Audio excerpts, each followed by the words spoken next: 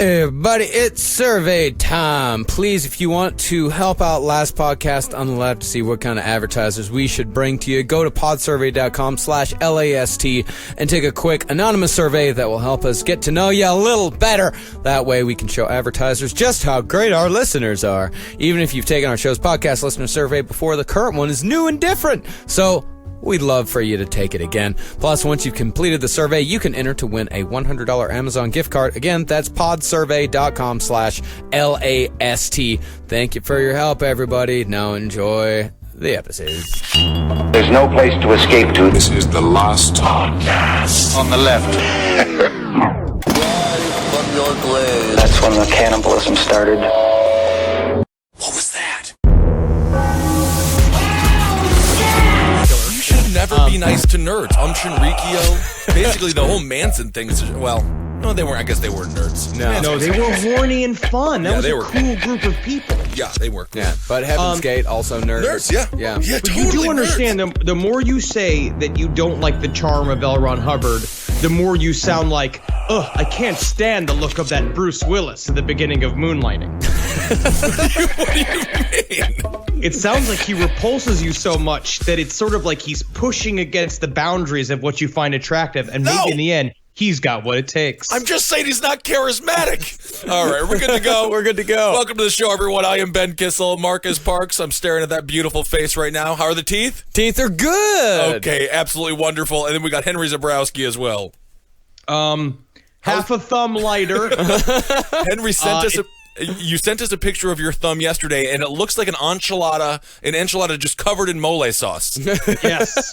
Well, because the problem was that I chopped the whole top of it off, right? Oof. And so the blood just kept coming and coming and coming, and the doctor had to cauterize it, which is just burning it close. And I'm not a brave man. I don't You know what believe it. When I have cancer, the eventuality of me getting cancer, once I have cancer, I'm going to be one of those going like, kill me! Just fucking kill me!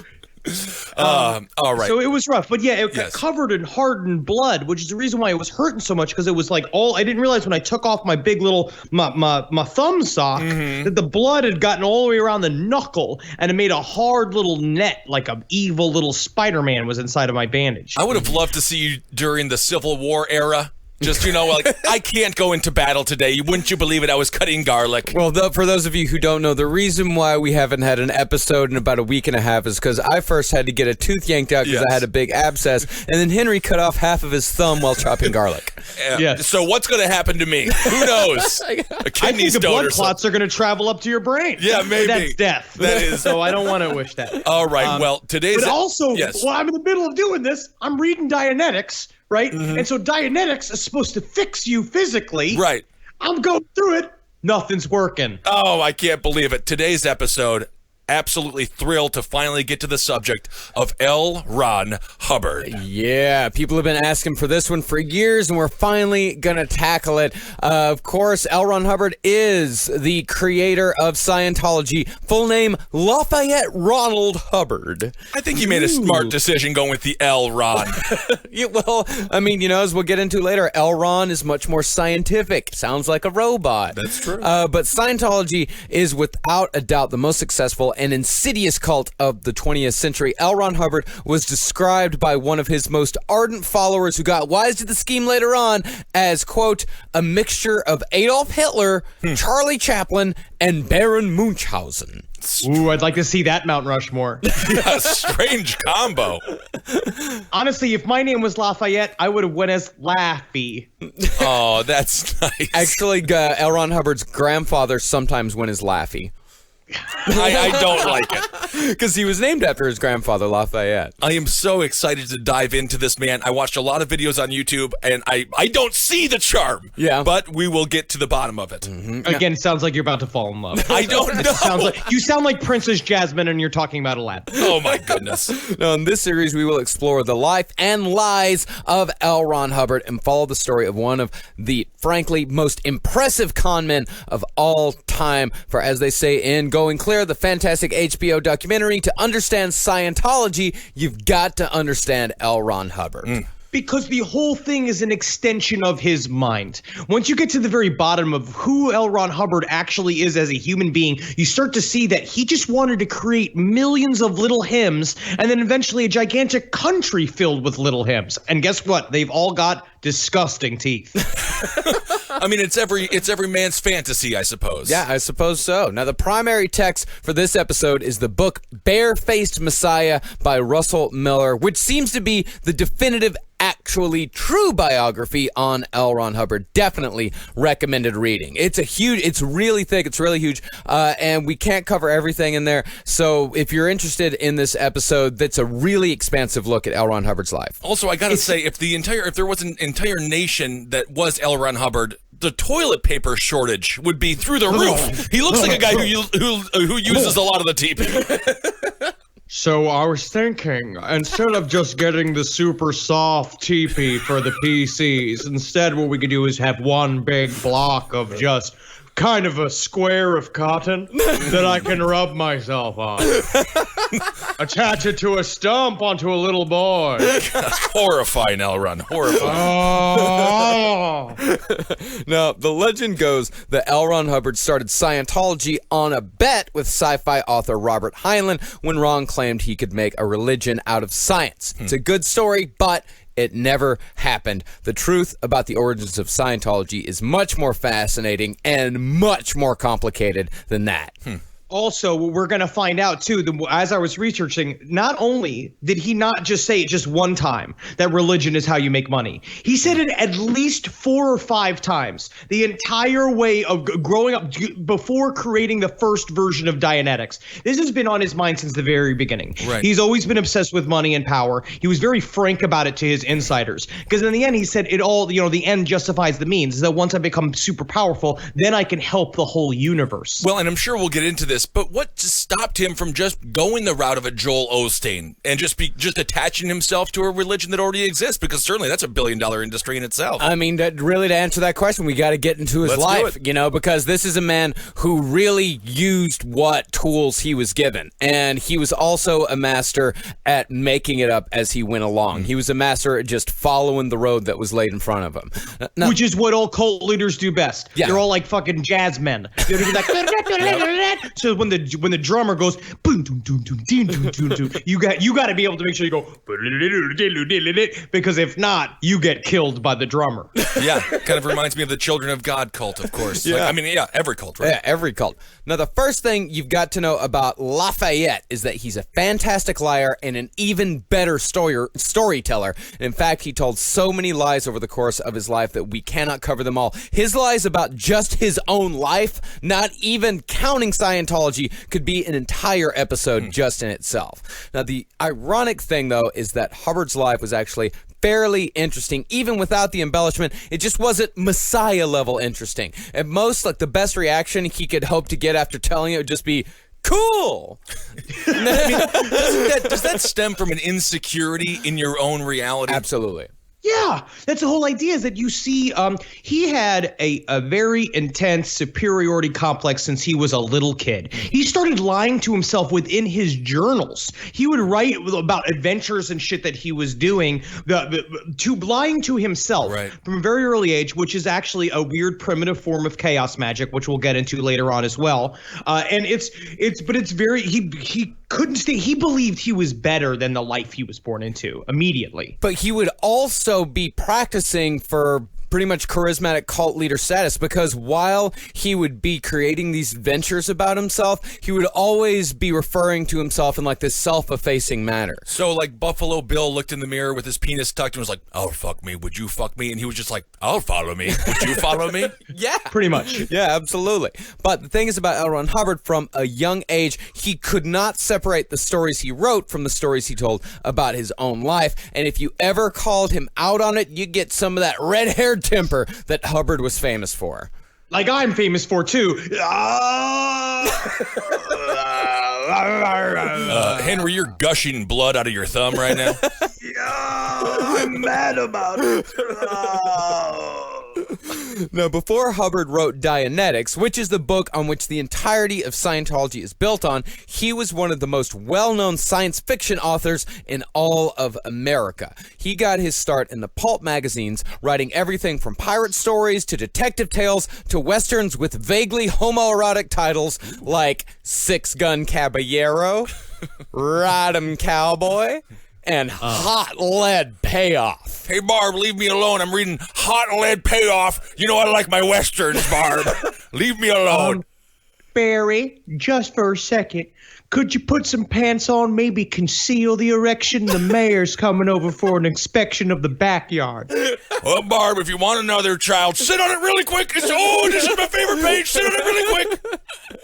And all that is in addition to his first novel, Buckskin Brigades. Now, what's interesting, too, is that during this time period, so he got married really fast. He had a fun little childhood, but he was also traveling back and forth from New York and where the sci-fi community was back home to California to his wife, and disappearing more and more, just hanging out with these nerds. But he was lying about how much money he had. He would go to New York, tell them all these stories about how successful his books and his stories have become. Meanwhile, he would go to homeless shelters and pose as a homeless person getting free soup because that's all he could eat. And so they said when he sold Buckskin Brigades, they owed so much money to the grocers that they had cut them completely off. And so finally he had all of this money. He was supposed to come home. He could finally get out of debt to all the various weird local businesses that gave him a tab for some reason.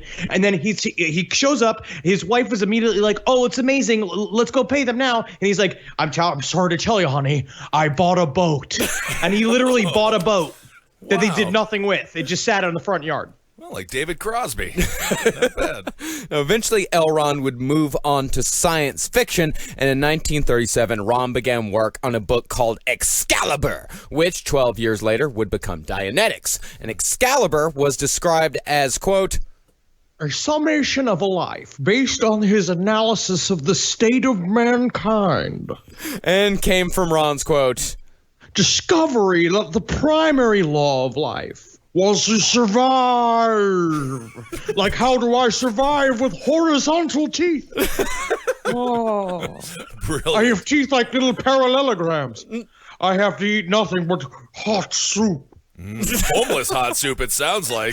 Oh, there was another trick that he did with the hot soup. He met up with this writer, and the writer was like, here's how you get free tomato soup. You go down to the automat, you get a free bowl of hot water, and then you take that nickel you were going to put into the machine to get this powder for the tomato soup. You put that nickel in your pocket. Then you go over to the table, you go over to the free ketchup on the table, dump half of that ketchup bottle into the bowl of hot water, you stir it up, presto, free soup. Tomato soup. Wait a second.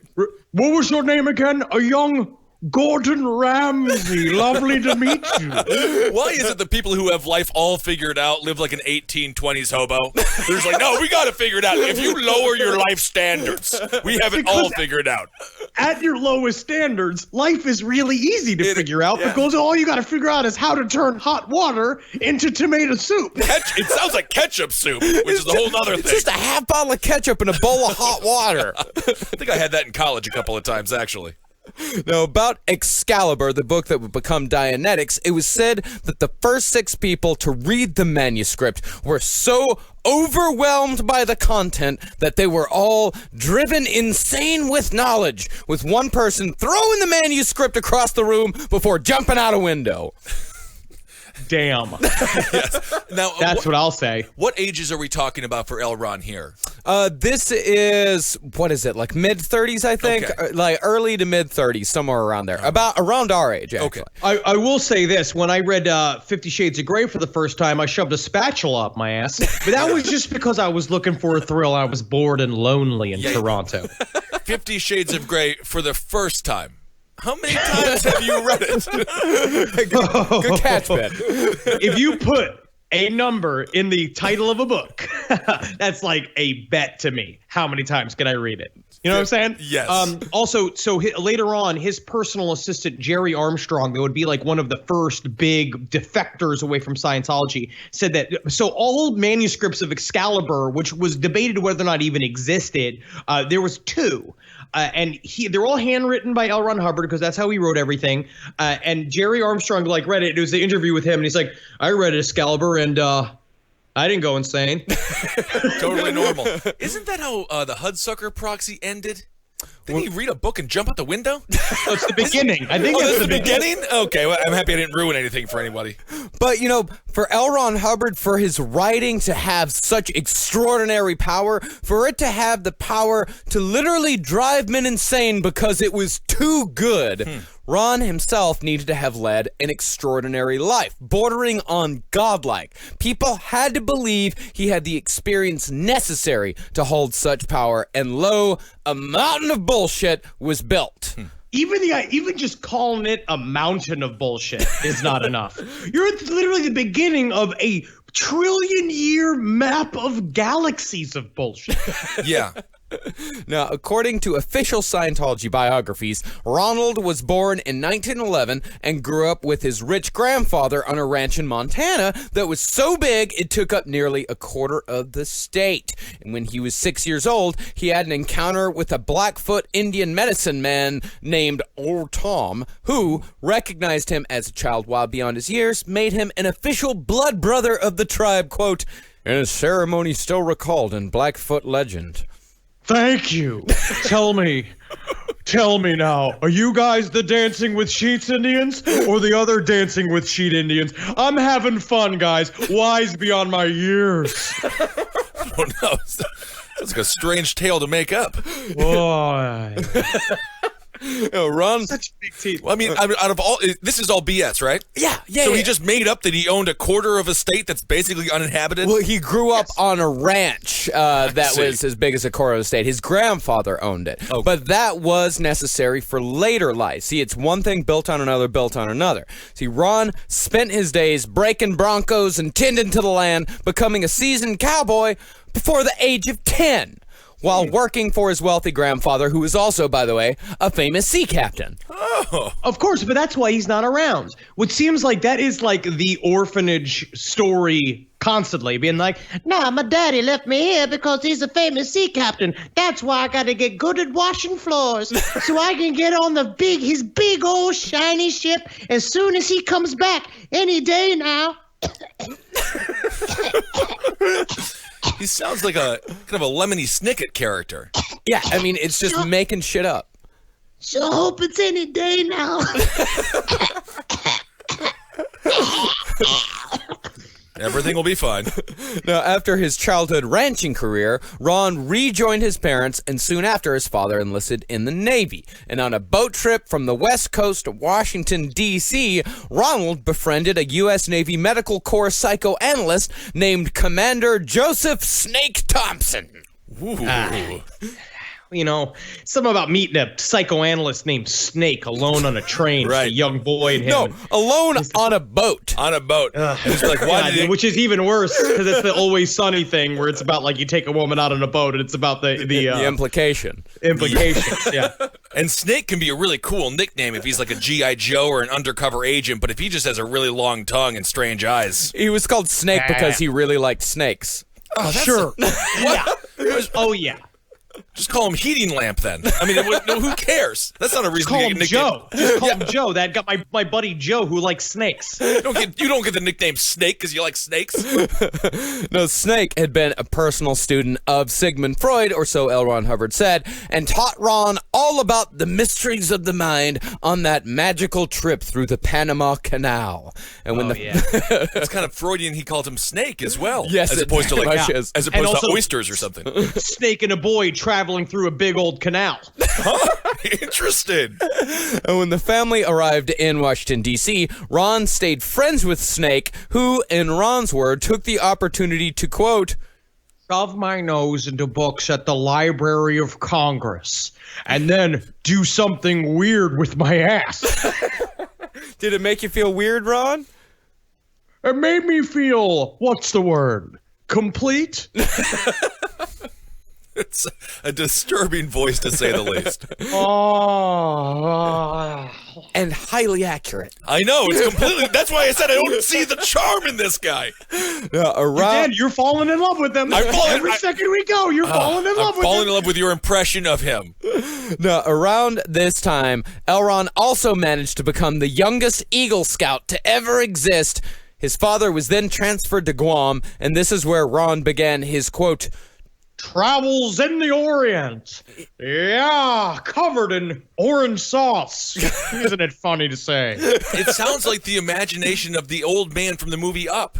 yeah. This is literally just going to find the golden peacock or whatever the heck they were looking for in that movie. Well, this is why it was necessary for him to have a rich grandfather on a ranch in Montana, I because see. his rich grandfather funded his travels in the Orient. I see. Because it was still necessary for him to have somewhat of a working class background. His father was just a simple Navy shipman, but his grandfather was the benevolent family member who funded the travels in the Orient. So he had it both ways. Right. He could, So we can have the mixture of the two. He can so connect he has with anyone. understanding of the common man and then Right. understanding of the truly wise. And so he can put them together. He's And like the Barack truly- Obama. and the truly wealthy, because Yes. then if he had that, oh yes, my grandfather was also very rich, he has that blue blood connection, which enables him to snake a lot of fucking money out of those people. Now, in China, Elrond said he met an old magician, and he met a Hindu who could hypnotize cats. And in Tibet, he lived with bandits and made friends with the warlords of Manchuria by demonstrating impressive horsemanship. Ooh. And I'll tell you this, as a chubby, red-headed man, there's nothing any foreign people likes to meet more in the wilderness than a lost, chubby, red-headed little boy who thinks he's very smart. They make nothing but friends. No.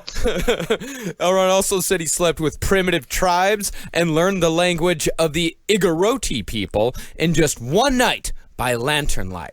And all of this supposedly happened before Hubbard had reached high school. Now, the thing is about that huge chunk of bullshit, there is some truth to every single one of those stories. Yeah, like little threads, a tiny little beginning eggs of truth. Little tiny things. See, Hubbard was a master of embellishment and even better at making people want to believe his stories, because why else would this nice, charismatic man lie about such things? Right. And I mean, For money and power. But why? Money and power. But why? why? Well, I mean, I guess it is more fun to believe him, right? Than It's not so believe much him. more fun to believe him. All of this shit. It's so much more fun because he makes you feel special. And if you feel special, it is because this special man is making you feel special. So the bigger of a character Elrond Hubbard is, the more of a character you are. Also, are you going to sign your whole life over to Toby from Burger King who runs the Fry-Later? Or are you going to sell your life to the man who's been all over the world and knows all types of girls? Do I get free fries? From Toby? Either way. Either way. Oh, I do? Okay. Well, then I'll go with Elrond.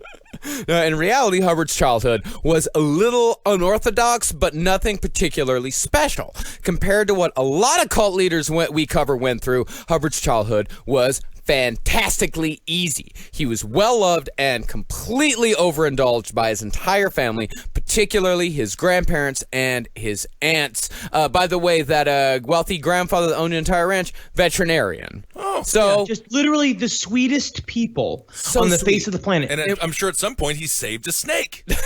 So it's all coming together. yeah, when Elrond's mother washed his mouth out with soap one day, his aunts retaliated by holding Ron's mother down and washing her mouth out with soap, because how dare she? How dare she do anything to little Ronald? My mother used to wash my mouth out with soap, but I just decided I'd love it. And then they stopped doing it. Chaos magic. That's right. Chaos magic flipped it on her. What if Snake was just his penis with a little face drawn on it? You'll teach me everything I need to know, won't you? Stand up and be proud. Now, sit down. Like a little solitary confinement puppet. That's sad.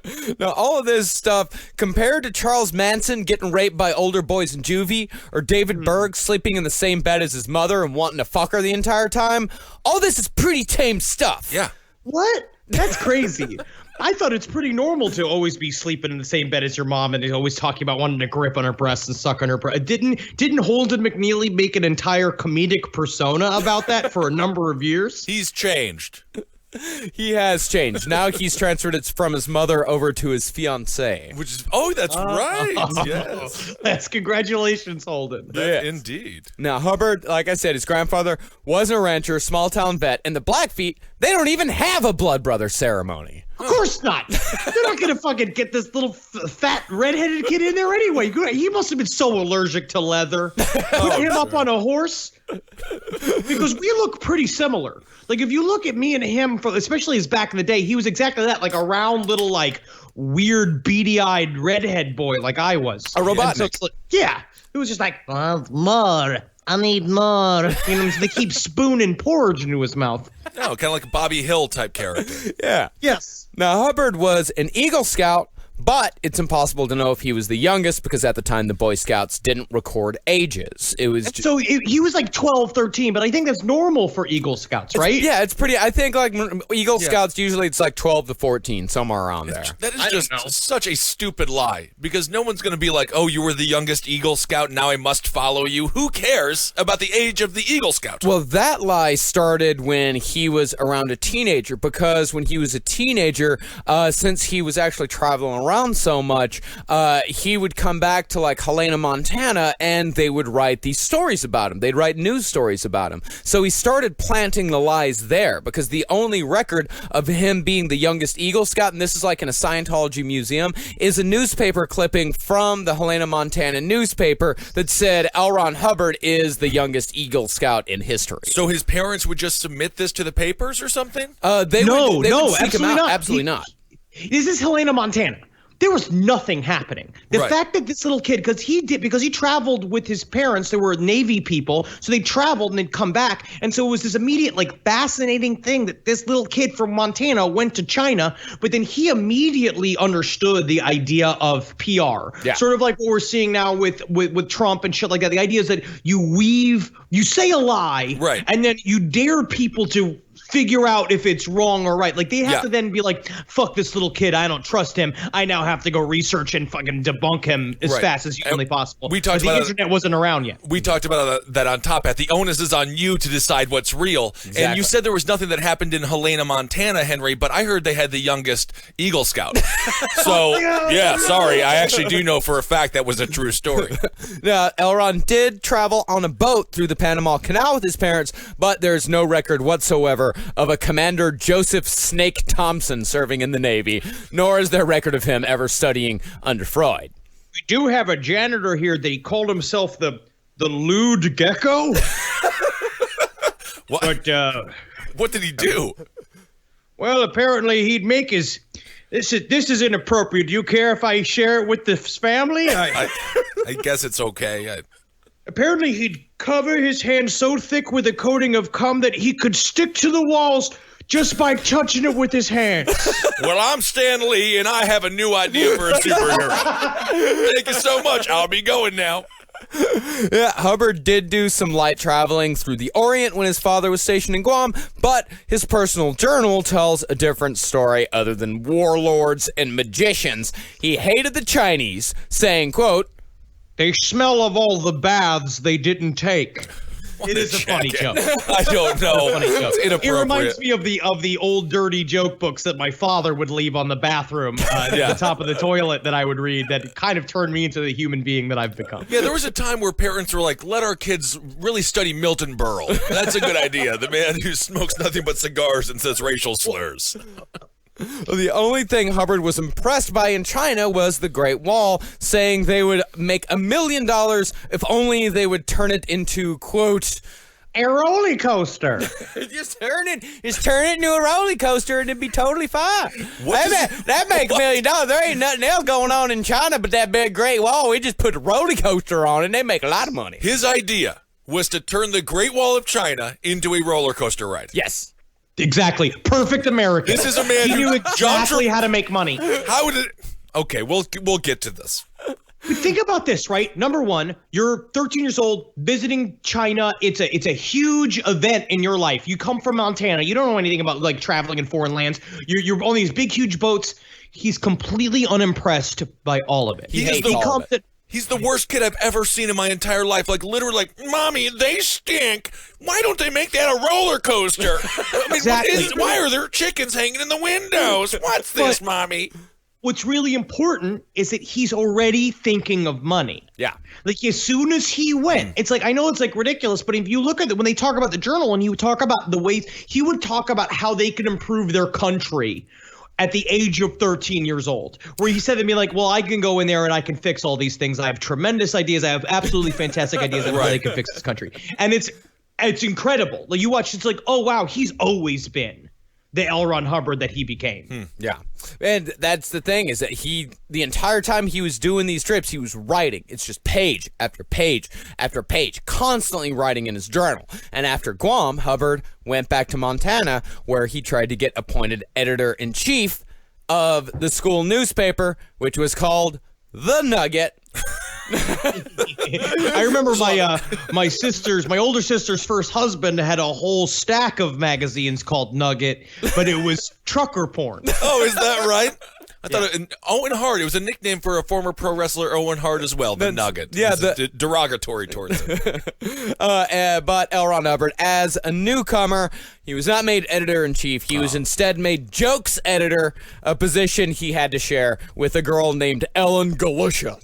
Oh, I my would have turned that around. If you had made me jokes editor, I would have put Helena Montana on the fucking map. Absolutely. But, I mean, there is no denying he was actually motivated. He did write a lot. So he was talented to some degree. He was Absolutely. He was amazingly talented. Like at what he did. Yeah. Okay. The temperature in my little pot's starting to get a little hotter. This little frog's about to boil. Hubbard soon disappeared from Helena, saying he had to leave town because he beat a guy half to death for throwing a baseball at his head. But other people say that Hubbard was running away because he had been expelled for, quote, putting his butt in a waste paper basket. Yeah.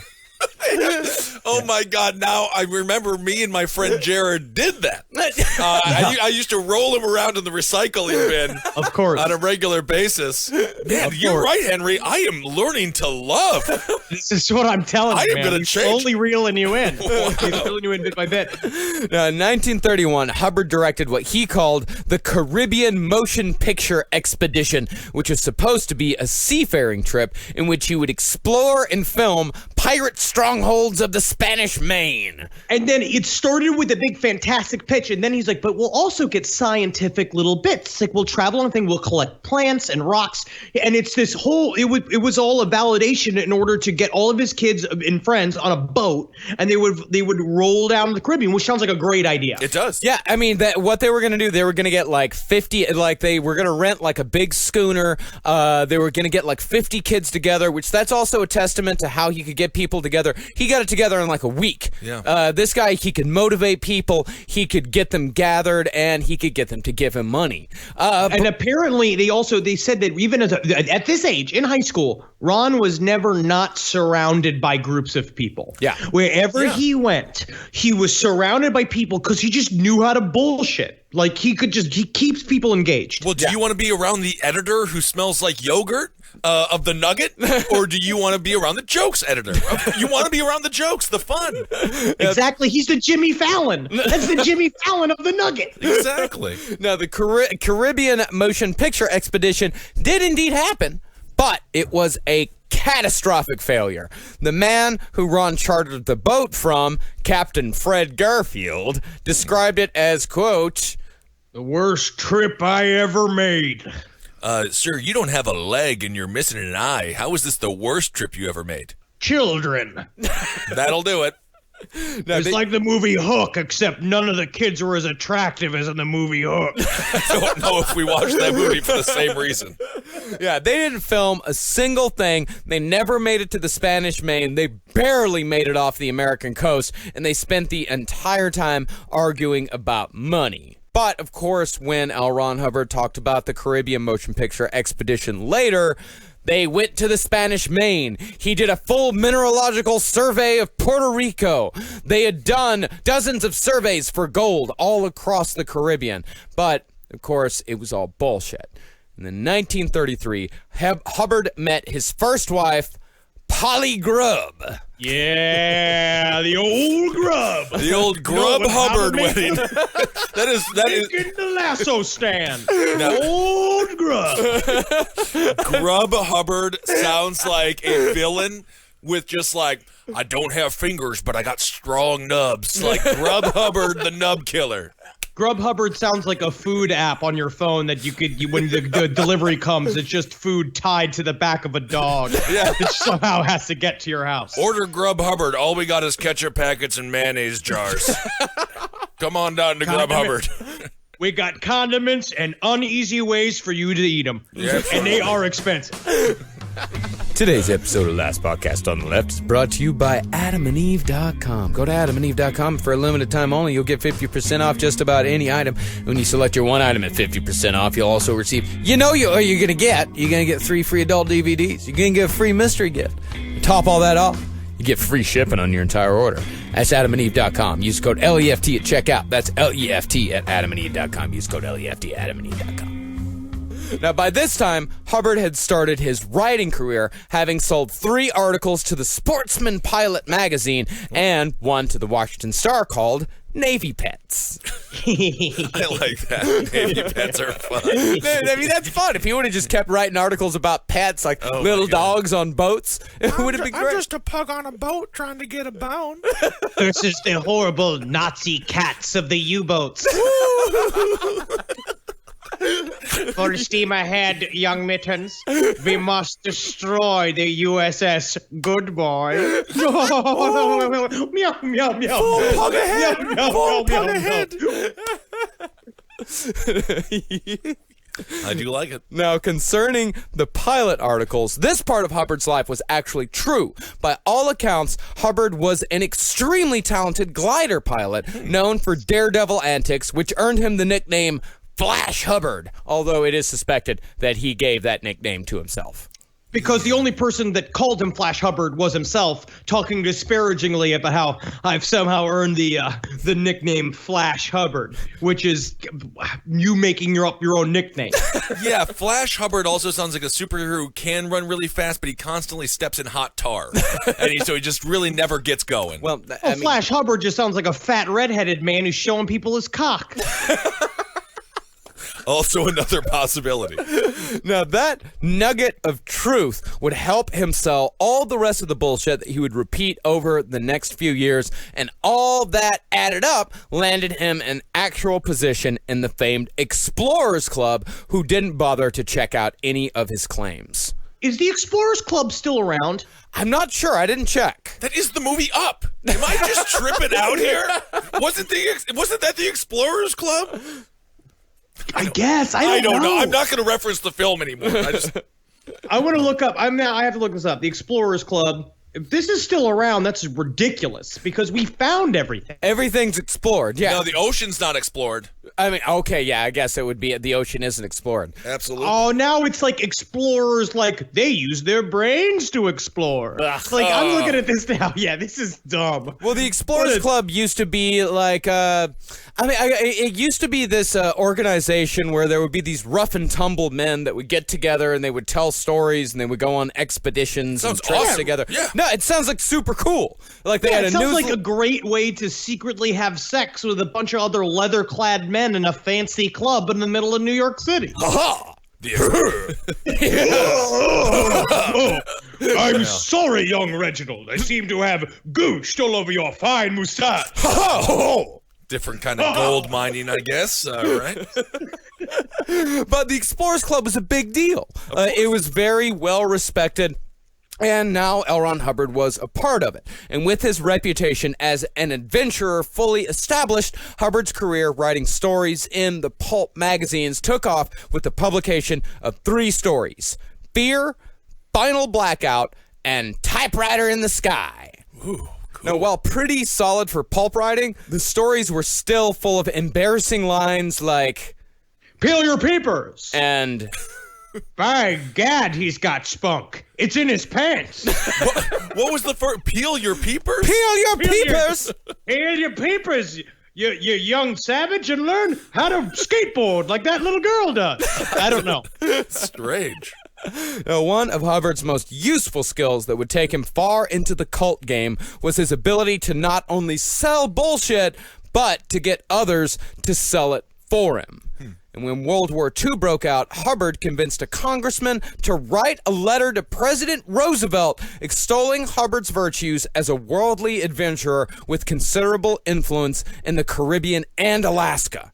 Now, that congressman turned out, that was originally just his neighbor, and they were like drinking buddies, and they would go out and play darts and get drunk all night, and L. Ron Hubbard would sit and talk about all of his ideas and his past and stuff, and he's like, oh, this guy's got a crazy bunch of ideas, and this guy's goes just like, wow, this guy's really lived a life. But L. Ron Hubbard, that's the first man that he said to him, if you want to make money, you got to start a cult. And then he went on to be elected a congressman, which is how shit gets done in this country, is that you get hammered and share secrets with someone who eventually starts to get into the government. Kissel, I'm looking at you. And then that's when you can really start getting things done. Well, there's no way that this show isn't going to hurt me at all. No way. Everything is just fine. Yeah. This relationship with the congressman who sold his line of bullshit to the president of the United States is how L. Ron Hubbard, with no experience, was commissioned as a lieutenant in the U.S. Naval Reserve during World War II. Good. Just that easy, huh? Just that easy. He took bullshit and flipped it into becoming an officer in the Navy. And that's like, we're going to bring this up a lot, but that's like chaos magic in action. That is the idea of generating reality. Right. It's insane. Now, the Scientology story says that Hubbard fought in all 5 theaters in World War II. He received 21 medals and was severely wounded and blinded before miraculously recovering of his own volition after his family and friends had abandoned him. By contrast to that claim, this is what one of his superiors said about him in 1942. This officer is not satisfactory for independent duty assignment. He is garrulous and tries to give impressions of his importance. He also seems to think he has unusual ability in most lines. So he's now going to be working with old Lewd Gecko. Wow. Now, this review landed Hubbard in a desk job, but it wouldn't be long before he was able to bullshit his way into gaining command of a small submarine hunter off the west coast of the United States. Not in Germany, not in Japan, near San Francisco. Ooh, that's a fun army. But that's like what my dad did. My dad did the same thing, but they had fun with it. Like my dad was stationed in a submarine in the Gulf of Mexico, and they're during Vietnam, and the goal was to just watch Cuba. And so they would just sit on lawn chairs and drink on top of the submarine, while the Cuban submarine just across the way, like over the water, would sit and drink on top of their submarine. And in a way, it was an example of how equal we all are. So it was just McHale's Navy. Yeah. That's basically it. Now, that opportunity with being a lieutenant and him being assigned to this small submarine hunter, Hubbard would fuck that up spectacularly. On May 18th, 1943, and this story is true, Hubbard caught sight of something on his ship's radar, which he immediately assumed to be a Japanese sub parking itself in a busy shipping lane. Now, remember, there were a lot of stories of Japanese subs slowly sneaking up on America. And there were actually a couple of examples. There was a Japanese sub, I guess, was fired at like a couple of years before, like right after Pearl Harbor. There was a little buzz of a Japanese submarine. So like he's kind of like, okay, maybe my bullshit's starting to come true. Mm-hmm. Maybe I can really command this submarine and make something happen here. Yeah. Yep. Now, over the course of 2 days, Hubbard dropped dozens of depth charges into the water in an attempt to sink whatever was down there, ordering refill after refill of ammunition after each attack. He'd drop down 24, he'd call in to the coast, they'd bring in more ammunition. 2 days that went on. And when someone in charge finally got wind of what was going on, probably because an insane amount of ammunition was being fed to one small sub hunter near San Francisco, it was revealed that Hubbard had been battling with a well-known magnetic deposit. Oh, well, we have to kill that magnetic deposit. Good Lord, but think about how the cancer the magnets will beat. Yes. But before he could be disciplined for that, he took it further by opening fire on a group of small islands near Tijuana for no apparent reason other than he just wanted to. Well, he said he was taking them out for training. But he did not realize that they literally had crossed the state line. They crossed into Mexico to do it. So essentially it was a An act of war. Yeah. It sounds like he almost started a war on a different front. Yes, and so this is literally a movie. This is McHale's Navy. This is like a bunch of idiots in a submarine just blowing shit up. It sounds like a great time. Again, oh my God. The temperature in this pot is boiling. This is what I'm telling you. You love this guy. You're gonna love this guy. But I can see there's just so many opportunities where I could see a guy grabbing his hat, throwing it on the ground, going, God damn it, Hubbard! God damn, with your faulty plans and your hijinks and your ragtag group of idiots. Sounds like a great time. And then I'd be like, I'm too tall to be on a submarine.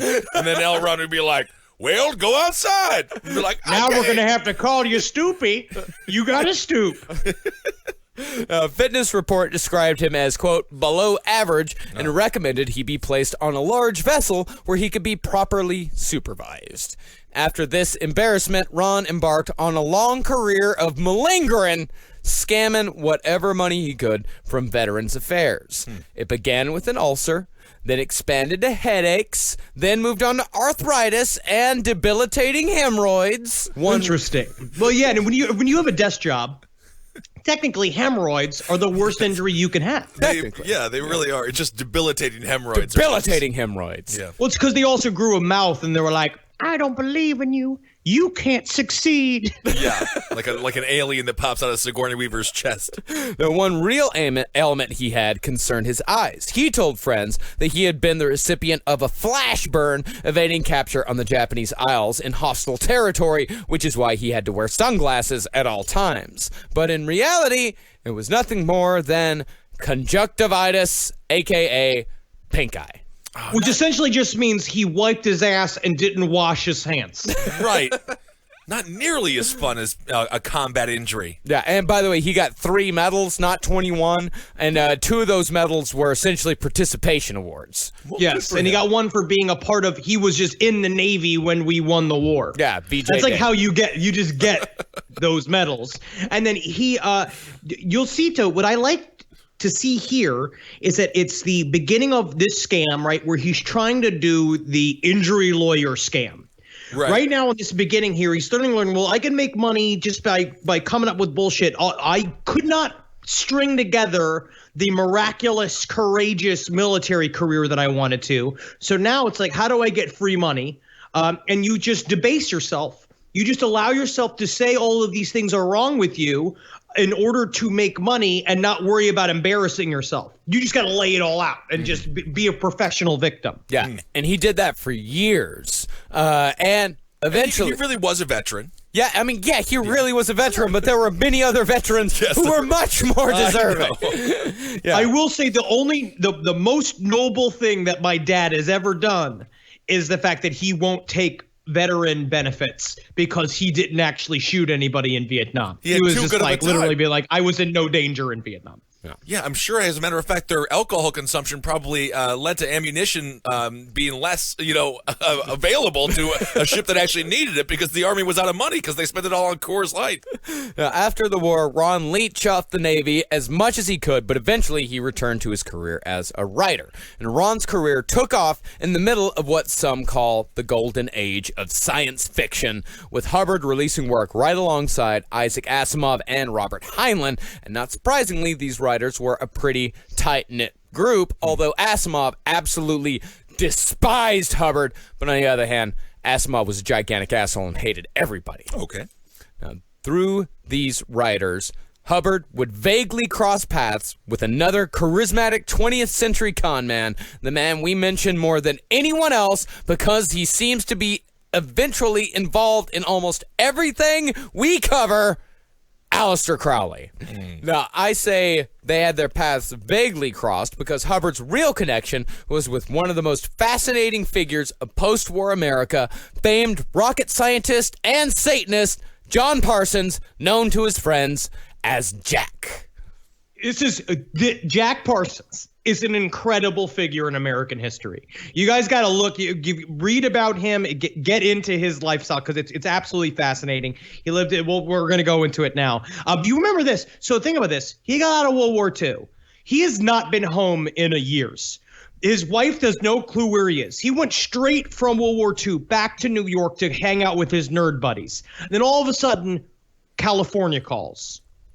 Now, during the day, Jack Parsons worked at the California Institute of Technology, known the world over as one of America's foremost experts on explosives. But by night, Parsons was a dedicated black magician who was an ardent disciple of Aleister Crowley, who was by that time in his twilight years living as a junkie in various boarding houses. Now, Parsons joined the Ordo Templi Orientis in 1939 and soon became one of its higher-ranking members. From there, he began correspondence with Crowley and always addressed him as most beloved father and always signing off as thy son, John. God, that would have made you Crowley just so horny. And it's really nice to do something. It's like when you go and read for old people, like in a home. Yeah. It's like nice to do that for somebody like him. I hope that someone does that for me. Yes, depending on the book. Now, Jack's personal room was decked out with a gigantic altar flanked by pyramidal pillars hung with various occult symbols. But like most magicians, Jack was a nerd. And like most nerds, Jack loved science fiction. He would frequently attend meetings of the Los Angeles Science Fantasy Society, which gathered, appropriately enough, in a basement. They don't need all that light. Why would they need the light? It just gets in their skin. The pigment doesn't. They're not so white with the sun.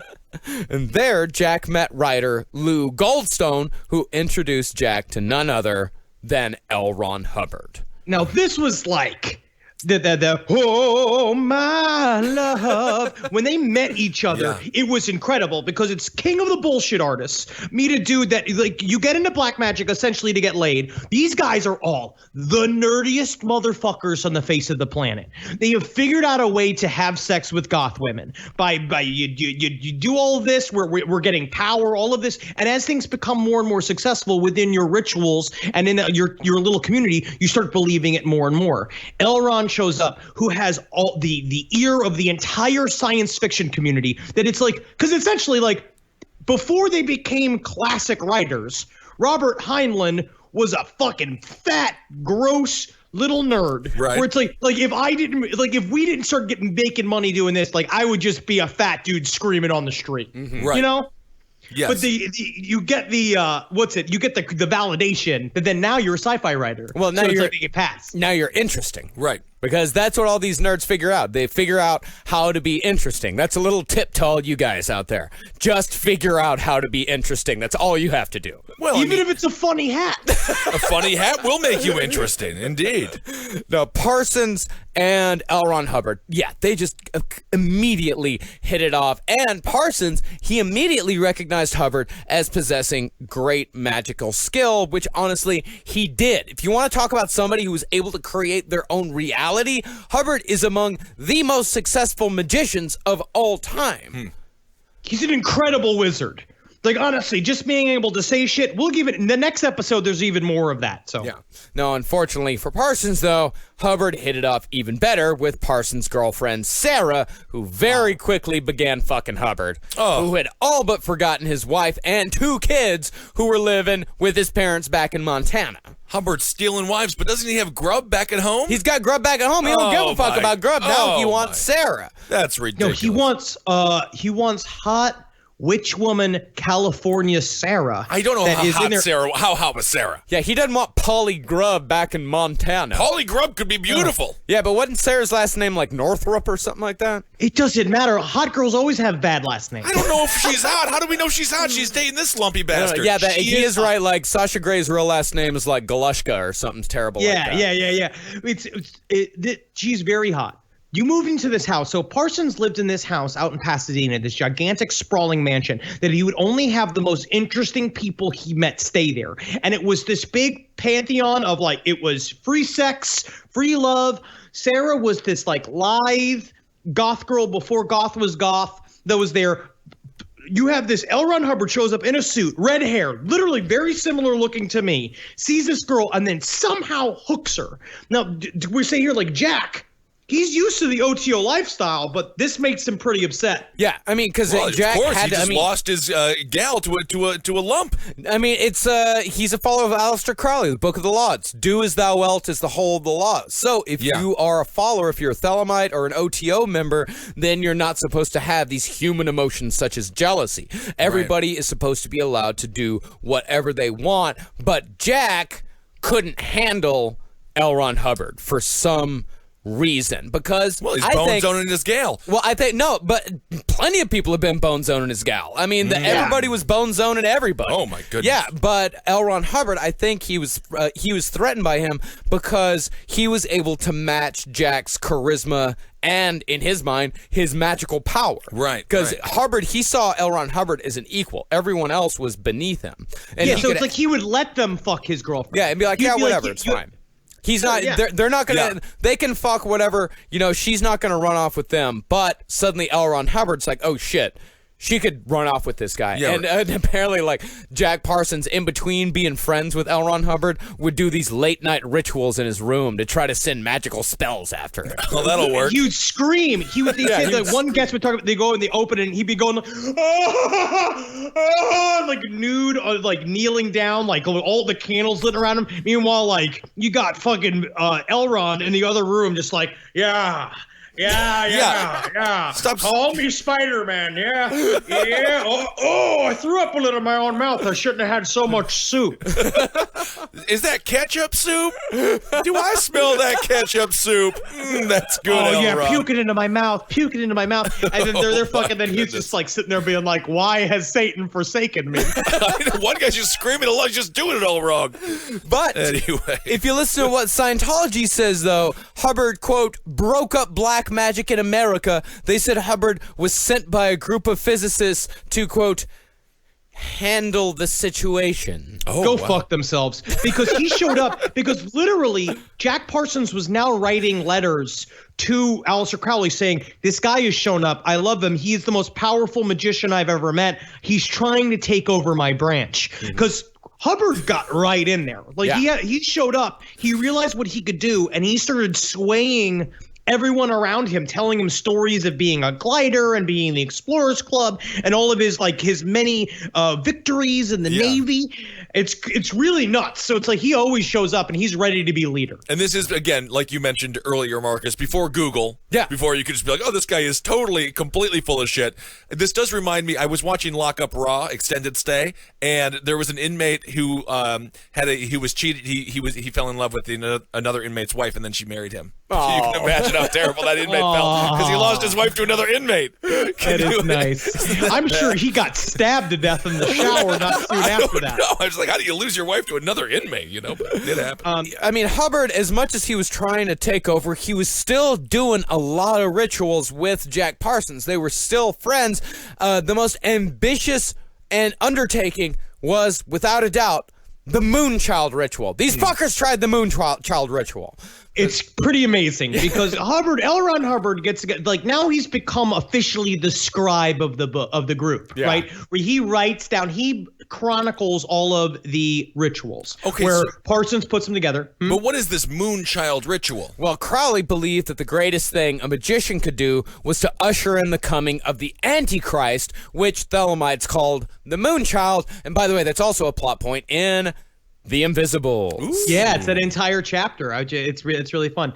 Moonchild's terrifying in The Invisible. It's really good. It's like, I think he likes me. Ooh, that's nice. It's fun. I like The Invisibles. It's awesome. I'm back through it again. I'm on number 4 now, and I love it. Fuck yeah. But think about this, right? Because it seemed to be the perfect recipe. You got Jack Parsons believes he's a powerful man of magic. Mm-hmm. This man shows up who apparently is his equal, his rival, and his best friend, because they used to call each other like uncle. They used to have this thing where they were really, really, really close. So there's something about magically, the idea of something that is both so attracting and repellent. He also then looks as L. Ron Hubbard as one of the most powerful magicians he's ever met. And Jack Parsons considers himself a super powerful magician. So he's like, we got the goods. We got the Space Jam team that it's going to take to fucking make the Moonchild happen. That was technically a sports reference. Space Jam. The Moonchild was supposed to be born of the Scarlet Woman, the unholy harlot that Crowley searched for but never managed to find over the years. And the Scarlet Woman actually comes from the Book of Revelations, this passage in particular. I saw a woman sit upon a scarlet-colored beast, full of names of blasphemy, having 7 heads and 10 horns. And the woman was arrayed in purple and scarlet color, and decked with gold and precious stones and pearls, having a golden cup in her hand, full of abominations and filthiness of her fornication. And upon her forehead was a name written, Mystery, Babylon the Great, the mother of harlots. Ooh, it's like one of Fuck the, yeah, dude. what is that, a And her favorite show was the Gilmore Girls. Oh, why wouldn't it be? But before the Moonchild could be summoned, Parsons and Hubbard had to find their Scarlet Woman. Luckily, there was a ritual for that. It began on January 4th, 1946. At 9:00 p.m., they played Prokofiev's Violin Concerto and went forth into the land of magic. First, Parsons prepared and consecrated the appropriate magical weapons, tablets, and talismans. What kind of weapons we talking here? Swords. Get little knives. Yeah. Little Get knives and okay. swords. If this was not about sex, this would be very lame. All right, just remember that. Then he performed 11 consecutive rituals throughout 11 days, starting with invoking pentagram of air and invocation of the bottomless one. Which is a lot of spinning, honestly. Yeah. Spinning and it's hand motions, and you sit in that thing, and it's hours, and it's fasting, and it's eating cum and stuff like that. Yeah. Yeah, and the whole thing was to end with license to depart, purification, and banishing. Now, the first indication that something was happening came on the second and third nights when windstorms began to whip at the windows of the mansion. Not quite what he was expecting. He was expecting a little bit more, but still an indication that they were on the right track. The seventh day brought poltergeist activity when Parsons was awoken at midnight by 7 knocks, followed by his table lamp being thrown across the room. And the 10th night brought an actual attack. Ronald, dressed in his magical magician robes, I'm just walking down to the kitchen, eating nothing but a nice pat of butter. People will tell me I'm disgusting, but eating white foods is how you keep your skin white. I've heard that. he was holding a candle when he was hit by a spirit in the right shoulder. He dropped the candle and called out to Parsons, and both men saw a brownish yellow light 7 feet tall in the kitchen. Sorry, I'm the farting ghost. That seems like a wild ghost. Parsons drew his magical sword and waved it at the apparition, which quickly disappeared. Bye-bye, thank you for having me, bye. These guys are such nerds. I can't even. They're doing this to get laid. They're all doing this to get laid. Go out the front door where Craig T. Nelson was knocking for the poltergeist activity. Well, they're not just doing it to get laid. They're also doing it because it's fun as shit. It does- okay, the guy. I know, it's fun. The fucking dude next door is just sitting down watching I Love Lucy. These guys are waving magical swords at ghosts. It's the Chocolate Factory episode where she has to eat all the chocolate because the conveyor belt's moving so fast. Yes. It's funny. Yes, it is funny. Think about it, and it's also a whole house of rich, witchy people. Yeah. Like, everybody's buying in, and all the chicks are looking really good, and the guys are all super exciting. Like, this is high drama. This is fun as shit. It's high drama. Like, this is the type of stuff that super intelligent nerds get into. Because, I mean, Jack Parsons was a fucking rocket scientist. Right. And not just a rocket scientist, but one of the most brilliant rocket scientists in the entire world. So this, and L. Ron Hubbard was a brilliant man in his own right. So this is how super nerdy, super smart people, this is just how they spend their time. This is one way they spend their time. Yeah. It's how all of them spend their time. Every one of at them, least it's I'll like say- Bill I'll say Gates and like Hawkins, Stephen Hawkins just get together. And I mean, someone has to wave it around for Stephen Hawkins, but that's what they do. His legs like he's Kermit when they put him on the bicycle and shit like that. Just really don't know if all super intelligent people do this, but I'd say I'd rather this than them forming a Nazi party, which is the last time a bunch of fucking nerds wanted to turn something serious. I suppose that's true. Yeah, you know, all these stories here, that we're talking about, these don't come from L. Ron Hubbard. L. Ron Hubbard wanted all this stuff flushed away. All this comes from Jack Parsons' magical journals and his letters to Aleister Crowley, who was not the least bit impressed by Ron and Jack's antics. In a letter to another OTO member, Crowley wrote, Apparently Parsons or Hubbard or somebody is producing a Moonchild. I get fairly frantic when I contemplate the idiocy of these louts. Wait, excuse me. I have a whole birdcage up my ass. Well, let it out. Jeez. How the heck did it get up there? but the funny thing is, the ritual to summon the Scarlet Woman actually worked. 4 days after the end of the ritual, Ron and Jack went out to the desert to relax as, you know, things were getting a little tense at the house because nothing had happened. Sure. They spent 11 days doing goofy bullshit. 4 days went by, nothing happened, but then suddenly Jack said that he was overcome by a sense of relaxation and well-being, turned to Ron and said, "It is done." The toaster strudels? Ooh, I love a toaster strudel. Okay, so it seemed to work. And when they got back to the house, they found a redhead, a Scarlet Woman named Marjorie Cameron waiting for them. Wow. And this is the thing, too, because this house was known to freaks everywhere. Because this is Pasadena. Well, he What put out year is ads this? in the papers for freaks. Yeah. What year is this? This is a 1947, I think. This is Yeah. mid to late 40s. There was more redheads around then. There was. Yes, that is true. we're dying out. Yeah, y'all have been bred out pretty Yeah. hardcore. But this is so women were just kind of showing up all the time. But in magical teachings, these kind of coincidences are exactly what you're looking for. Yeah. So when she shows up, and not only, and we say right here, like she was not only willing but impatient to have the Antichrist. Yeah, she was. She wanted to participate in any and all magical and sexual escapades as soon as humanly possible. I think that if you do want to bump up activity on your Tinder profile, man or woman, you can just say anxious to be host to the Antichrist. Yeah, impatiently wanting to be the mother of the Antichrist. And Parsons, he was eager as well, possibly to mend his broken heart, as Sarah had pretty much chuffed him off for Ron by this point.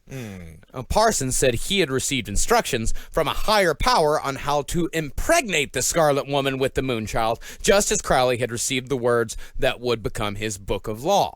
So tell me, what is sex? I know, it's like you're taking the fun out of it, the spontaneity. You got to go through a whole book and things like that. No, it has to be very serious, Kessel, for this shit to work. Okay. Yeah. This is a very important ritual, you idiot. It just All right, doesn't you seem are very maligning fun. us. I just feel like the Antichrist would like to be born out of fun. No, it's serious. Okay, well, okay, I guess so. So Hubbard, Parsons, and Marjorie, the Scarlet Woman, performed the ritual in February with Rachmaninoff's Isle of the Dead playing in the background. The three of them began chanting. All right, let's do this together. Yeah, all right, ready?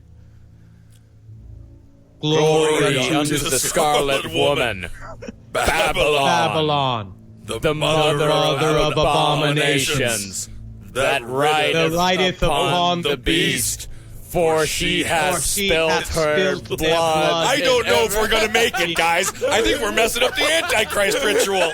Oh, Guys, no. start it again. Okay, Hey, Jack, let's start back. Jack, Let's listen, start we're again. gonna Let's do it start again. again. Get the chain Take going. all the Let's chickens take just sitting two. there and be like, I'm getting cold. I'm getting quite cold. Take two. Take Okay. two. All right. Don't mess it up this I'll time. count us off. We'll go 3, 2, 1, go, okay? Okay. 3, 2, 1.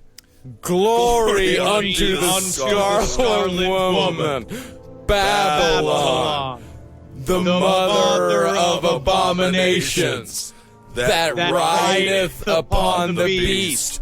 For she hath spilt their blood in every corner of the earth. The earth. And lo, she hath mingled it in the cup of her whoredom. Great job, guys. I don't Now know. we only have to do that 16 or 17 more times, and then the Moonchild ritual will be complete. Oh, my God. Guys. My problem is that I just came. Well, I guess I'm gonna have to be Wand Master now. All right, I thought well- I was gonna get to be Scribe this time. We'll wait 45 minutes and try it again, okay? I'm going to go get a mayonnaise sandwich. Now, after the chanting was done, Ron remained at the altar while Parsons, the high priest, inserted his wand, wink, wink, into Marcus, the come scarlet. Hey, that's what they said. Okay, all right. Into the Scarlet Woman and gooshed her good with a little. Did they say that too? All right, I officially don't believe anything that you guys are telling me anymore. They goosed in her too? I'm going to put it this way. He goosed her good. Okay, and L. Ron Hubbard wrote that along with Mr. Parsons? No, Jack put his little stick in there, right? And then immediately went like, and just shot ropes. Don't know if this is how you make the Antichrist. Parsons was completely convinced the ritual had worked and was expecting in 9 months' time to come face to face with the fabled Moonchild. Ron, on the other hand, was just along for the ride, playing a long con on poor old Jack Parsons. All Jack Parsons wanted to do was invoke the Antichrist and bring about the end of the world. Oh, that's all he wanted to do. That's all he wanted. That's it. See, Hubbard, though, he had no money and had gotten a reputation in the Parsons house for borrowing cash and never paying it back. Classic. He had also all but stolen Sarah away from Jack, and Jack, wanting to play the good OTO free lover and possibly overcompensating a bit, agreed to enter into a business partnership with Ron and Sarah, flipping yachts. Now, this is the thing that escapes me. This whole time, they are working on creating a ritual to bring about the Antichrist. Yeah. Like, Elron is lying to Jack. Jack's like super serious about this. In the middle, they literally just opened the door to hell. They had a full-on sex ritual with chanting and shit. Right. A couple of days later, Jack's sitting around there, literally knitting like the three-legged thing, like from Addams Family, like waiting for the Antichrist to come. He shows up being like, hey, Jack, great idea. Love making the Antichrist with you. You're great at fucking good work with that wand. High five. We got to get into flipping yachts. Why wouldn't we get into flipping yachts? Of course, that's the next step after you make the Antichrist. You go and you flip sea vessels. Parsons was the one with the money, so he only one with any cash. Only one with any How money. did L. Ron... Well, I guess he was charismatic. Hey, huh? man, he was the guy. So he stole this guy's wife. He's taken all of his money. Not his wife, his girlfriend. His girlfriend. Yeah. And then, Yeah, he's all stolen the her food. away. But that's what I was saying. Like Parsons, he's overcompensating because he is an OTO leader. He's trying to remain in position, so he has to prove that he's okay with Sarah now being with Elron. Right. So he puts up $10,000. And Sarah and Ron, of course, immediately ran off with it over to Miami. He's like, literally, go buy the boats. Okay. Why would So Elron shows up with all these okay, I found this type of boat and I think this kind of boat we're gonna do these tours and then we'll flip them, blah blah blah. He's like, okay, go buy the boats, just come right back. He's like, I'm already back. It's like I'm back. They don't come back. No kidding. He's like, where are these boats? They come down to Florida. They catches up to them in Miami, where they have these boats out there. He can't find them. There's no record that they bought. They can't find the records of the boat of which one they bought. Finally, Sarah and Ron show up and be like, absolutely, we got to get you your boat. Like, we're going to do this. You can have the boat back. You can do whatever you want with it. Cut to literally him on the harbor, watch them being like, wave and being like, boat's over here. We're going to get in the boat. We're going to bring it around. So boat just takes off. They literally just goes out into the ocean. But that night in his my hotel God. room, Parsons fought back. He donned his magic robes, which he had brought with him to Miami, just in case. Oh, my God. He drew a pentagram on the floor and invoked Bartzabel, spirit of Mars. Did you call it? It's Bartzabel. Bartzabel. Oh, guys, they call me Fartzabel. Can I change my name for Bartzabel? I really feel like, as the spirit of Mars, that we could stop with the pedantic nicknames. Okay, I stop votes. All right, does anybody get mad at you, Notsalazor, because you create different types of knots? No, everyone respects you. I'll call you Schnotzerlazor. Then I won. Now, whether it was a coincidence or not, there was an actual sudden squall that night off the coast, which forced Ron's boat back to port. Parsons was waiting and took the boat back into his custody. he decided after that to go a more worldly route from then on and filed a lawsuit against his former friends, which was settled out of court. Ultimate chaos magic. Ultimate Call chaos a lawyer magic. Call- and then just have it just get it done for you, please. See, that's the thing, is that changes your reality. It changes your reality Yes. from not having a boat to having Having a a boat. boat. Through Having a a boat. transaction, And now you through have a a boat. financial Oh my God. transaction with an intermediary. That's chaos magic. That's chaos magic. And now you have a boat in landlocked Pasadena. And who Can't do won it? anything with.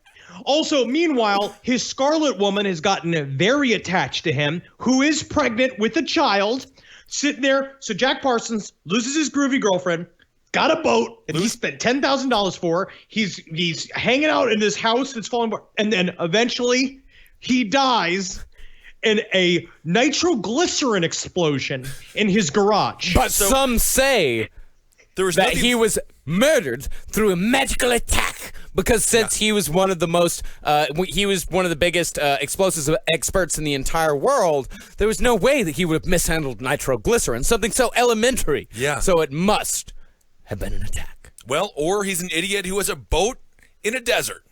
All I know is that I've cooked food hundreds of times, and I chop the whole top of my thumb off. I Yeah, think it that happens. having nitroglycerin around all Right. the time increases your odds that way up. eventually you will be exploded by nitroglycerin. Absolutely. But after the lawsuit, Jack Parsons never saw Sarah or Ron ever again, and the two ended up marrying each other later that year. And Sarah that's sweet. had no idea that not only had her new husband been married before and had 2 kids, but was still married to Polly Grubb when their union took place. He's a bigamist. You can't even trust the guy you cheated on your boyfriend with, who then did a ceremony to create the Antichrist you stole a boat with. You can't trust anybody anymore. can't trust anybody. That's the worst thing about love, isn't it? Yeah. Wow. And I'll tell you what, being married to more than one person, I mean, it takes a lot. And it's big of him, and it's big of me.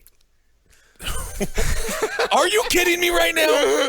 Stu? Are you Stu from ABC's A to Z? What about Barb? What about Barb? Barb? What about Barb? Now, after the wedding, the pair moved back to California, where Ron would return to that most dangerous of all his books, Excalibur, and within 4 short years, Dianetics would be born, which is where we'll pick back up next time. Oh my goodness. Well, what an insightful episode on the weird, nerdy life of L. Ron Hubbard. Yeah, it all starts with nerds, with Yeah. all of them. And this is Every always. cult that ends in death starts with nerds. You've got really Scientology, absurd. Yeah, Shinrikyo, yeah. Heaven's Gate. It's all nerds. Yep. Well, we got to Well, start We're just, think about nerds. bullying right? nerds again. That's what I start saying. That's what I'm No, gonna start. we don't bully nerds because Don't bully nerds? This is back why this is what happened when they got bullied, because these Here's the cult thing, leaders maybe say they weren't like bullied we enough. can make you powerful. Oh, I Remember see. about nerds.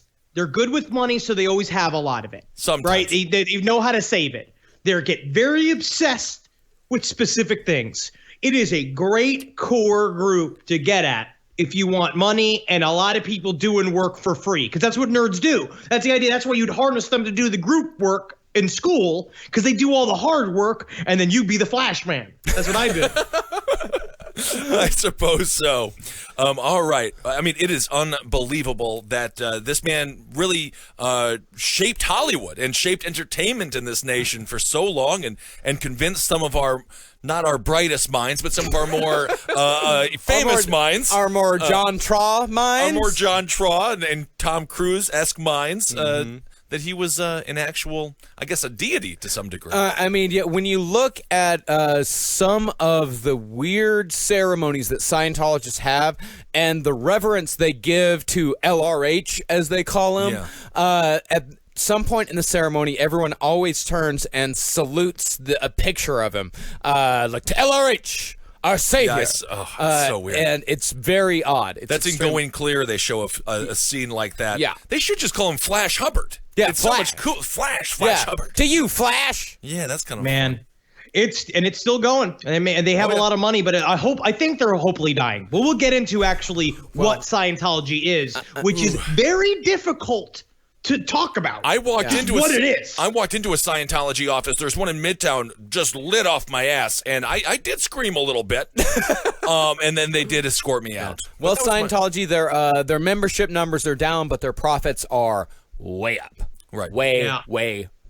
All you need is a couple of rich ones. And you're going to be doing just fine. Awesome. All right, L. Ron Hubbard. That is informative, illuminating, and also interesting. Don't fall into the trap of these cult-like personalities. Remember, if it's too good to be true, then it is. It always is. It literally always is. They cannot fix you.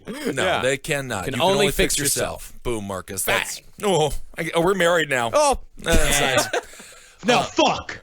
What? No, I don't want. Oh, Now fuck each other. Henry. later. If you want to see us fuck, go to patreon.com/last podcast. No, that's not going to be okay. Well, I don't. If you donate $3 million, I said three. You said 2,000. $2,000. No, $3 million to have sex with each other. No, $3 million. No, but that's $2,000 every month. Yes. Yeah, but that's only 24. No, We only have to have sex once. for $24,000. No, I mean, there might be like, what if like 40 people want to see us have sex? That's still not about remotely it. close to enough. Not even. Think about this. You could fuck Marcus and imagine Marcus as a lady for a small period of time. I'm not Ross Parsons. I'm not one of you Look at him. nerd types. I don't wear robes. I believe that semen is best not digested. Yeah, my butthole is pretty hairy. Oh my God! Now this is disturbing. Thank you so much for donating to the Patreon page. I'm trying to do a weekly creepypasta. And you're doing a great job with it. I'll get one out for you guys soon. So that's really been a life changer, and we really appreciate it. Yeah, thank you so much. Yeah. And speaking of Patreon, all of you who give to Patreon just $1 or more get access to pre-sale tickets the day before shows go on sale. And we just announced a gigantic block of shows: Colorado Springs, Denver. That's 419 and 420. Now what happens on 420? Bong noises, dude. Oh, that's good. All I thought about was ketchup soup when you did that. Yep, we're doing Denver on April 19th and Colorado Springs on 420 at the Black Sheep. Then we're doing 2 dates at Los Angeles, California at the Masonic Lodge at Hollywood Forever Cemetery. Well, you know, I feel actually really weird now that I read that ritual with you guys. You know, I'm converting to Christianity. I'm going back. I think that's very, yeah, we very were talking brave. about it for my career. You know, I think that's better. And Jesus did have a lot of great points in a lot of ways. That he did. And it was so fun. And then May 11th to May 13th, we're doing a Texas tour. I'm coming home. Yeah, Austin, woo! Texas, Houston, Texas, and Dallas, Texas. A country boy made weird. Marcus Parks is coming back to Texas. Yeah. What I would like when I think Dallas is probably the one, right? If someone could point me towards, I want a full cowboy attire outfit. Dallas, I'll take you down to Fort Worth. I'll take you down to the Stockyards, and we can fix you up good there. And then we'll go have barbecue at Billy Bob's right afterwards. You'll love it. You are going to end up turning on some random gay man in Dallas, and you're going to walk out of there like you were just riding a horse for 3 days straight. It's going to be too much for them to handle with your succulent, strange Polish butt, all dressed like a cowboy. I don't wish I could quit him. No, you'll do fine. There's nothing that Texans love more than some dumb shit tourist showing up and spending a whole bunch of money trying to look like them. That's what I want. I want a big it. hat. I want a big hat. I want an embroidered shirt. Like, I want snake boots. You're just Jeff Daniels from Dumb and Dumber. Exactly. Yep, that's it. Then you'll get some of that good old-fashioned Texas thinly veiled contempt. Oh, my God. Howdy. So, it's dry. It's a dry heat, huh? Not from around here, huh? Oh, I'm from anywhere I want to be. Yeah, Lovely belt buckle. Bust into show tunes. That's a good idea in Texas. I had a dream. Well, I mean, we take you to the Stockyards if you're feeling frisky. If you're feeling thrifty, we'll take you to Lusky's. Oh, I'm feeling frisky. All right. I want to drop some coin. All right. I want some bones on my hat. All right, we can do that. You can easily spend $1,000 on a pair of boots. Let's do it. Then May 25th, we're coming to Canada. We're coming to Toronto. Can't wait. And then yeah. Oh, yeah. Oh, yeah. And then June 3rd, we're going back to Atlanta, and specifically, we're going back to the Earl. Yes. Can't wait to do that. We fucking love the Earl. We're Yep. doing two shows there. And then on June 10th, we're going to Indianapolis, Indiana. Cannot wait. This is going to be so exciting. So excited to be back with my peeps in Atlanta. I got V and Karen and the whole crew. We're going to do this shit. Oh, we're going to have a lot of fun. I mean, the first time at the Earl, I think that was... we sold out that show, and that was sort of the first time where we realized how well, we always knew the fans were amazing, but I just remember I put some beer on the stage to strike it as a theater actor. Strike is when you take it away. I don't know, set it up. And then the crowd was just so nice, and I was like, wow, guys. I mean, it was just awesome to meet everyone. Yeah. It was the first night when we realized people were actually listening, and it's pretty amazing that I think it was this weekend that it's been only a year since we did Baltimore for 70 people. Awesome. And it's really fucking great how far we've come since then. And it's of course like all due to all of y'all out there that's been coming to all these shows and really supporting us. So thank you so much. We can't wait to see y'all every single day. And thanks so much for supporting all the shows here at CCR. Abe Lincoln's Top Hat, Roundtable of Gentlemen, Page 7, Sex and Other Human Activities, Wizard and the Bruiser, which is Holden's new show, or I guess not that new anymore. And then we also have a bunch of t-shirts and stuff like that coming out. Products, Marcus. Many products. We have I've many learned of products. CapeComedyRadioMerch.com is where you find all Yes. the t-shirts. Hail Satan. Follow us on fucking Twitter at LP on the Left on everything. Follow me at Henry Loves You, at Marcus Parks, at Ben Kissel. Follow me on Instagram at Dr. Fantasty. At Ben Marcus Kissel Parks. 1. I'm Ben Kissel 1. I'm sometimes using it. I'm at Marcus Parks, and go follow me on Spotify for a new weekly playlist that I just like to make. That's right. Hail yourselves, everybody. Hail me! Hail Gene. Congratulations. Congratulations. Congratulations.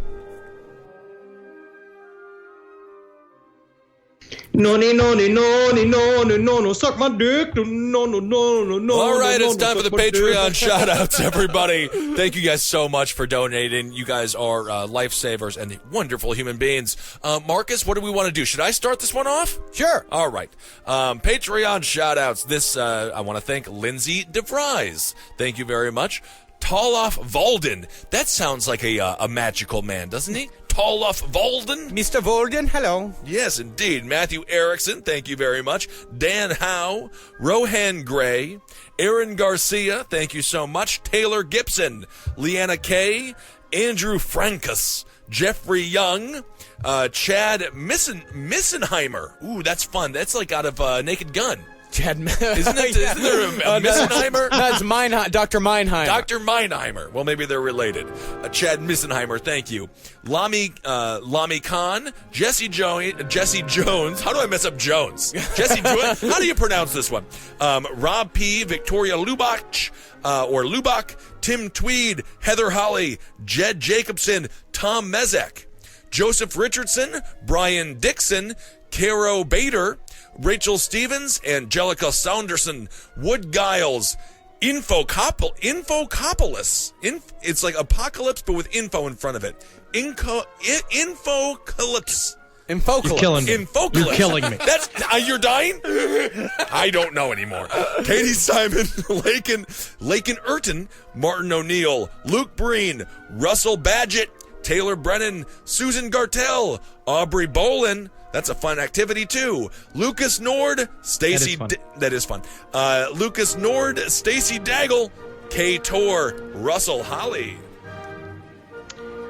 This is Spanish for Aunt Tia Baker, Ashley Livermont, Sarah Rummel. Hi, girl. Hey. Matt Coughlin. Yeah, she's around. She's fun. Catherine Suter, Anthony Capuano, Chris Bell, Matthew K. Behrens, Kalina Bowman, Christiana Cushing, Tia Wilson, John Michael Perkins, Lindsay. Sounds like a slow jazz singer or a soft rock singer. John Michael Perkins. Yeah, why not? Hey, the Rivers of Lions. Bradley Gilbert, Kyra Davis, Jeff Wolf, Joshua Young, Katie Hopper, Lindsay Forbes, Socrates. Oh, that's interesting. Brendan Pontio, Malo Malo Malo. John Naylor, Julie Ruse, Sean Lyons, Kimberly True, James, Alex De Serrano, Donald Holman, Sarah Keith, Jennifer Sanders, Cash McMeans, Alexandra S. Cash McMeans, that's my cousin. That's a great name. Yeah. His real name is Cash McMeans? Cash McMeans, yeah, he's like the coolest fucking dude ever. Hey, Cash. Wow. Yeah. Hey, Cash. He's, one of my favorite people in the world. I can't wait to see you in Texas. Oh, no, he lives in Nashville. I thought you all lived in Texas. Nope. Lies. Where do the lies stop, Mr. Hubbard? I have a very big family. I guess so. Alexandra S., Chris Blair, Hannah Pepin, Nolan Williams, Alex Finotti, Alexander Blifford. Dude, I like it. I would love, and you know what? Sometimes when I get super stoned, I would love a Blifford. You are Yes. done. I got, thank you, Renata Varake. Renata Varake. Ian Forrest. Brandon Lim. Elisa Jackman. Kyle Olgwin. Kelly Morgan. Baroness Josephine Kilcullen. Johnny Confidence. That's my favorite. Johnny Confidence. Johnny Confidence. Quick, you got 14 seconds to make up a name. Johnny Johnny Powers. Confidence. Johnny Confidence. You only needed 1 second to do that. Crystal Vergara. Emily Cooney. Ken Marsh. Natalia Santana. J.D. King. Dan Verderman. Dan. The name you can't say when you're drunk or sober. It's Verderman. No, officer. My last name is take me away from performance Verderman. Verderman. Yes. Like a vitamin? No, like a verderman. Daniel Finan. Megan Sanchez. Alyssa Vaughn. Patrick Van Brunt. Sarah White. Kaylee Johnson. Taylor Roth. Megan Olinger. Taylor Poe. Tiffany Gabry. Jake Collins. Robert Perry. Carrie. Neil Bartlett. Jessica Colantuno. Rolo Grayson. Kelly Higgins. Corey Newman. Sam Barrett. Liz Bortman. Adrian. Brittany Scherzer. Simon Grimmer. And Rosemary White. All right, I got Ellen Varner. Thank you so much, Ellen. Joel and Josry Villarreal. Mike and Tara Comnelli. Michael Mack. Elisa Ticino, or Ticino, Mark Waldorf, I love your hotel, Virox, Viroxz, I'm assuming Virox, Jake and Sam Labas, Chelsea Mars, Sarah Orvides, it's Oyervides, Orvides. Arvadies. Orvides. That's a fun one anyway. William Langley, Agata Stasik, which sounds like something you say at the doctor. I got a Stasik. Agata Stasik. You are on fire right now. This is good. Here's your sign. Do not belangful me. You might be okay. Jason Scholes, Eric Henschel, Tony Staub, Whitney Meyer. Hello, Whitney. Mr. Dangerous, Nicholas Pastillo, Meg Turney, Chrissy Deller. Wait a second. You should say Meg Turney. Yes.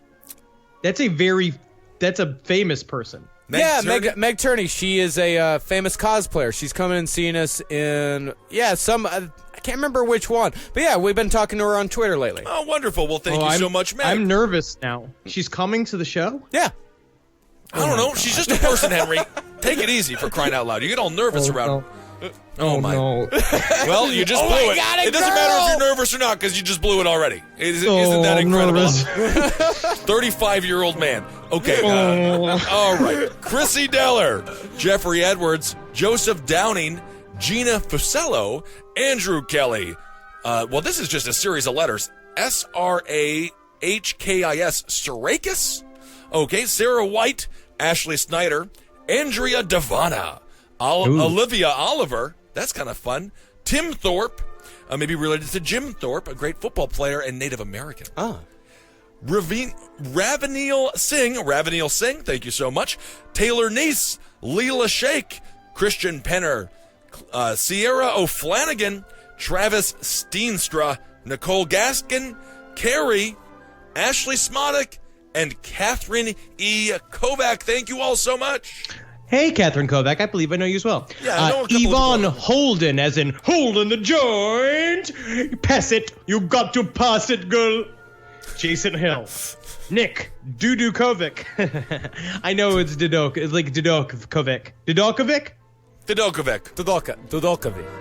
Dudukovic. Bonnie Guillotine. Christopher Bishop.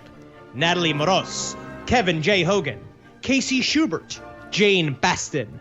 D. Pibb. Seattle McMattenberry. Lindsay Withers. Matthew Scrum. Grady Horn. Elise Deloy. Aaron Corcoran. Aaron Robb.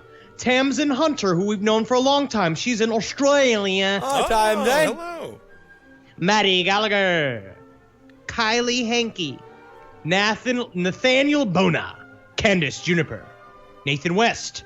Justin Brobe. Josh Harden. Marius Zoll Johnson. Christina Smith. Wellington Hotzlar. Leisha Sincox. Summer N. Adamowitz. Madeline S. Amy Romero. Matt Cabral.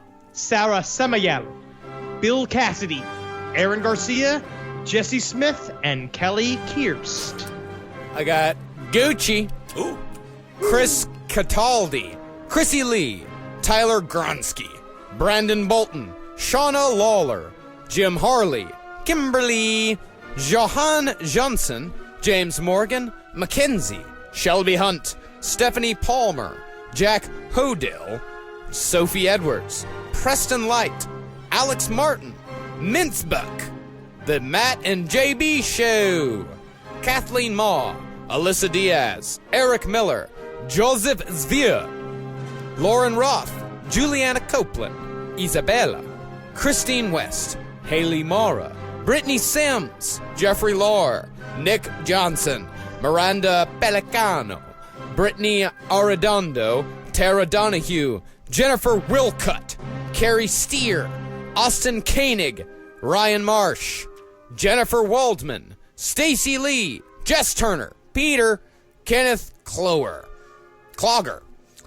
Elizabeth J., Eric Ashford, Joel Wadsworth, Ryan K. Parcha, Eugene Sparks, Nina Quirk Goldblatt. I love it. Yeah, and that's a hyphenated name. Ooh, Gold. That's out of what is the John Waters film? Hairspray. The Goldblatts. Yeah, the Goldblatts. I believe something like that. Something Blatt related. Christina Here, Nick Glasgow, Jason Yen, Sarah, Lindsay Moore, Ian McCallum, Eden Sondern, and Traeger Reuter. Traeger Reuter. Traeger. That's a good, scary name. I hope he's mentally stable, because that could go. He could either like solve all the crimes or like create all of them. Oh, it could go either way. Either way. I love it. Thank you guys so much for donating you guys to so the much. Patreon. Yes, I'm gonna get out Give of me the creepypasta money. here very Give me soon. the money. Don't ask. Also- Come on. Give me your money. Okay, Also, well- we've got a new limited edition t-shirt that is going to be on represent.com coming up very soon. Just look up represent.com/LPOTL.